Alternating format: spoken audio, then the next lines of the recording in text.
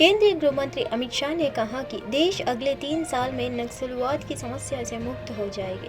शाह ने यहां सलोनीबारी में सशस्त्र सीमा बल के 60वें स्थापना दिवस को संबोधित करते हुए कहा कि सभी केंद्रीय सशस्त्र पुलिस बलों में से एक एसएसबी संस्कृति, इतिहास, भौगोलिक स्थिति और की बारीकी से एकत्रित करने और सीमावर्ती क्षेत्रों के लोगों को देश के बाकी हिस्सों के करीब लाने में एक अद्वितीय भूमिका निभाता है।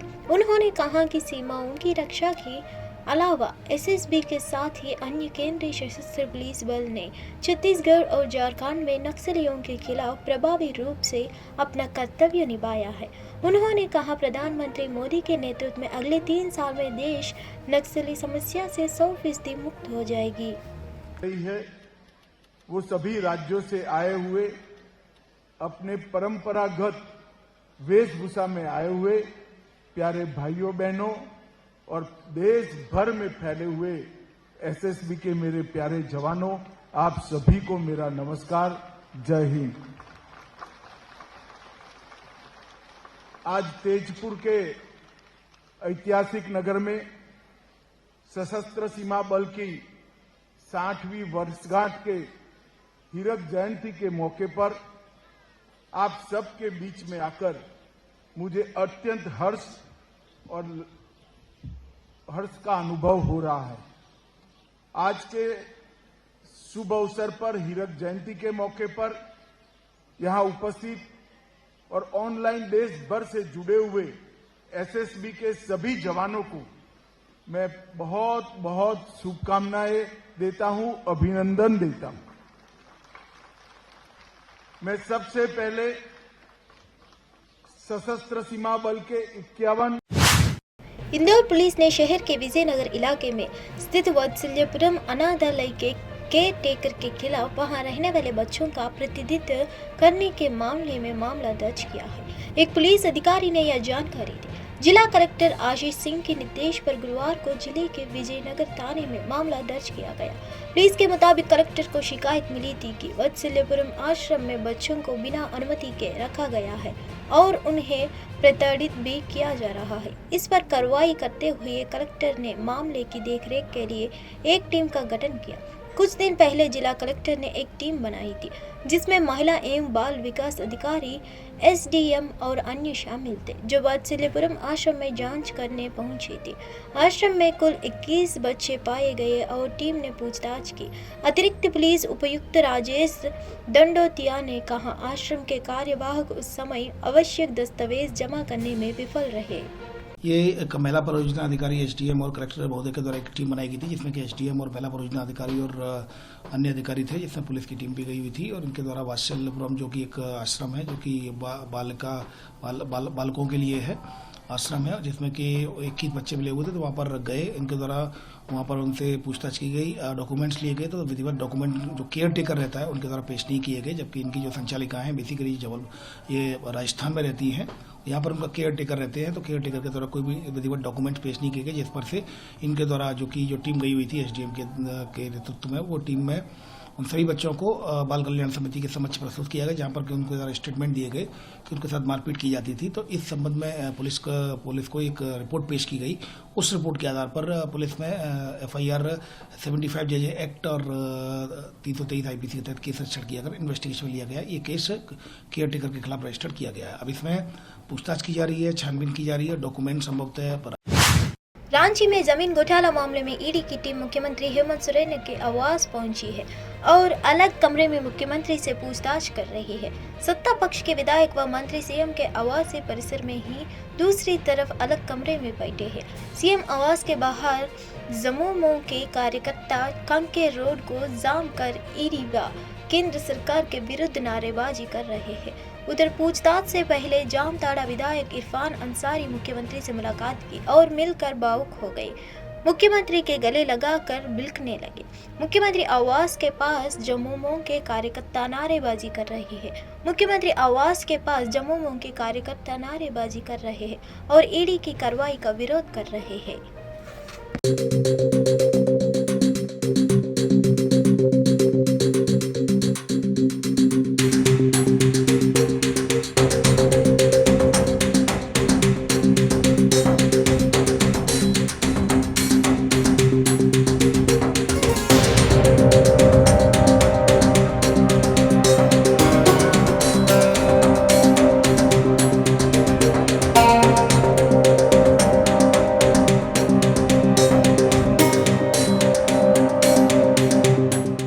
रांची पुलिस के द्वारा जो है सुरक्षा को लेकर के असेसमेंट किया गया और असेसमेंट के आलोक में जो है सभी जगह जो है बल की प्रस्तुति की गई और पर्याप्त बल की प्रस्तुति की गई है और किसी भी व्यक्ति को किसी भी तरह का कोई कानून अपने अधिकार में लेने का नहीं है। तो हम लोगों ने उन सब चीजों को भी बिंदुओं को आकलन किया है और आकलन करके सभी बिंदु और स्पॉट्स पे जो है हम लोग उसमें सुरक्षा का पर्याप्त बल जो है लगाए। उसमें डीएसपी रैंक के अधिकारी, एएसपी रैंक के अधिकारी, इंस्पेक्टर और सब इंस्पेक्टर जो है। राजस्थान के मुख्यमंत्री भजनलाल शर्मा इन दिनों निरीक्षण करने निकल रहे हैं। इस बीच आधी रात को जयपुर के एक पुलिस थाने का औचक निरीक्षण करने पहुंचे। सीएम को देखकर थाने में हड़कंप मच गया। सीएम भजनलाल शर्मा रात करीब 12 बजे रेलवे स्टेशन के पास सदर पुलिस स्टेशन पहुंचे। अचानक आधी रात में सीएम को पुलिस थाने में देखकर पुलिसकर्मी हड़बड़ा गए।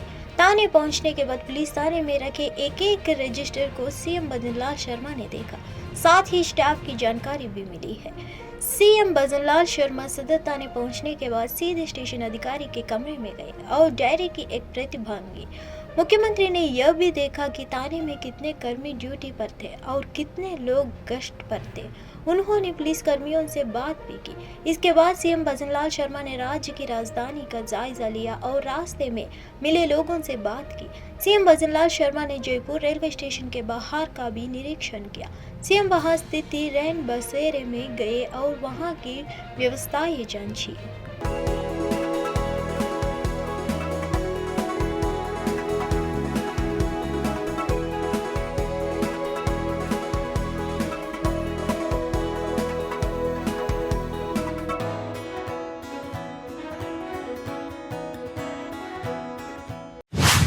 रक्षा मंत्री राजनाथ सिंह ने गणतंत्र दिवस शिविर का दौरा किया। उन्होंने एनसीसी गणतंत्र दिवस शिविर 2024 के दौरान परेड का निरीक्षण किया।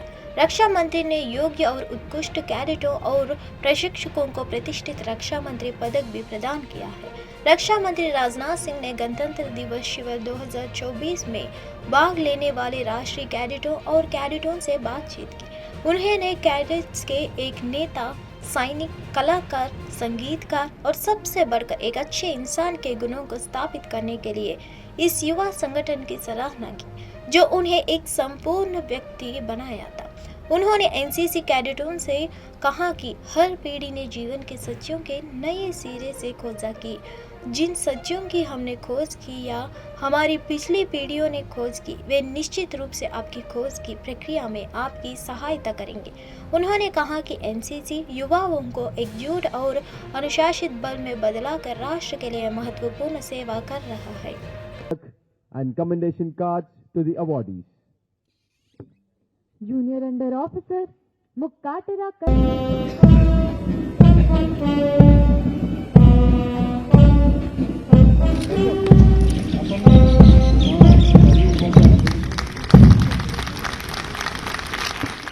अंडर ऑफिसर अमर मोरांग दिसंबर 2022 में एक भारत श्रेष्ठ भारत शिविर के लिए उदरवा किए बिना कि वो महत्वपूर्ण एक भारत श्रेष्ठ भारत शिविर में शामिल। राम मंदिर प्राण प्रतिष्ठा से पहले प्रधानमंत्री लगातार मंदिरों का दौरा कर रहे हैं। प्रधानमंत्री मोदी तमिलनाडु के तिरुचिरापल्ली के श्रीरंगम में प्रसिद्ध श्री रंगनाथ स्वामी मंदिर में पूजा अर्चना की।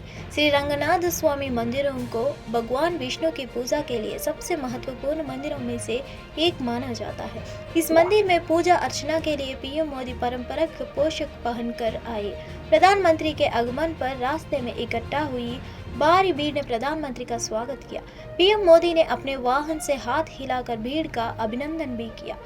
श्रीरंगम मंदिर एक हिंदू मंदिर है जो श्री रंगनाथ के समर्पित है। श्रीरंगम मंदिर भारत का सबसे बड़ा मंदिर परिसर और दुनिया के सबसे महान धार्मिक परिसरों में से एक है।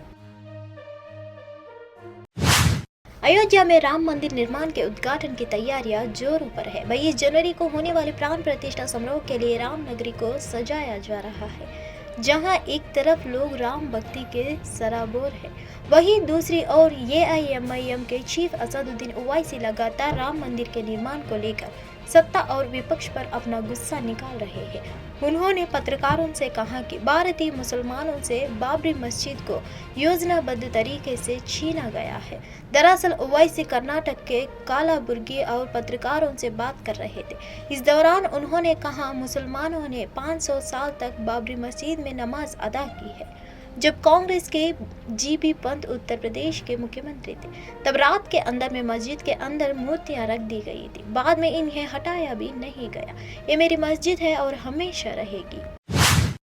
डेरा सच्चा सौदा प्रमुख राम रहीम को 50 दिन की पैरोल दी गई है। पिछले 4 सालों में राम रहीम को 9वीं बार पैरोल मिली है। आपको बता दें कि 2017 में राम रहीम को 2 सदस्यों से यौन शोषण और एक पत्रकार की हत्या के आरोप में आजीवन कारावास की सजा सुनाई गई थी। शुक्रवार को हरियाणा के रोहतक की सुनारिया जेल से बाहर आया राम रहीम सीधा यूपी के बरनावा आश्रम पहुंचा, जहां डेरा प्रमुख की तरफ से एक वीडियो संदेश जारी किया गया है। डेरा प्रमुख राम रहीम ने अपना बरनावा आश्रम से वीडियो संदेश जारी करते हुए कहा कि 22 जनवरी को भगवान श्री राम का पर्व मनाया जा रहा है। आप सभी भी उस पर्व में शामिल हो, क्योंकि हम सब भगवान श्री राम की ही संतान है। उस पर्व को दिवाली की तरह मनाया जाए। सभी को इसके लिए शुभकामनाएं। इसके साथ ही राम रहीम ने अपने समर्थकों से कहा कि यूपी के बरनावा आश्रम में कोई न आए। पंजाब कांग्रेस के वरिष्ठ नेता प्रताप सिंह बाजवा ने केंद्र की बीजेपी सरकार पर निशाना साधा है। उन्होंने कहा कि केंद्र की बीजेपी सरकार की नीतियां पंजाब विरोधी है। सारे राज्य तरक्की कर रहे हैं क्योंकि उनके पास बंदरगाह है। हमारे पास एक ही बंदरगाह थी, वो अटारी वाघा बॉर्डर, लेकिन पंजाब की प्रगति को रोकने के लिए अटारी वाघा बॉर्डर के माध्यम से अंतर्राष्ट्रीय व्यापार को बंद कर दिया गया है। जिस दिन अटारी वाघा बॉर्डर खुल जाएगा, व्यापार दोबारा शुरू हो जाएगा, पंजाब की प्रगति शुरू हो जाएगी। बॉलीवुड अभिनेत्री रश्मिका मंदाना के डीप फेक वीडियो के मामले में दिल्ली पुलिस की स्पेशल सेल ने मुख्य आरोपी की गिरफ्तार कर लिया है। इस मामले में दिल्ली पुलिस ने 10 नवंबर को FIR दर्ज की थी। गिरफ्तार आरोपी पर पहले भी कई साइबर से संबंधित मामलों में शामिल रहा है। उसी ने अभिनेत्री का डीप फेक वीडियो बनाया था। वह एक वृद्ध महिला को डिजिटल रूप से बंधक भी बना चुका है। दरअसल 6 नवंबर को एक वीडियो सोशल मीडिया पर वायरल हुई, जिसमें रश्मिका मंदाना लिफ्ट में नजर आ रही थी। रश्मिका ने दिल्ली पुलिस में इसकी शिकायत दर्ज कराई थी। दिल्ली पुलिस ने इस मामले में 4 लोगों को पकड़ा था। अब पुलिस ने मुख्य आरोपी को गिरफ्तार किया है।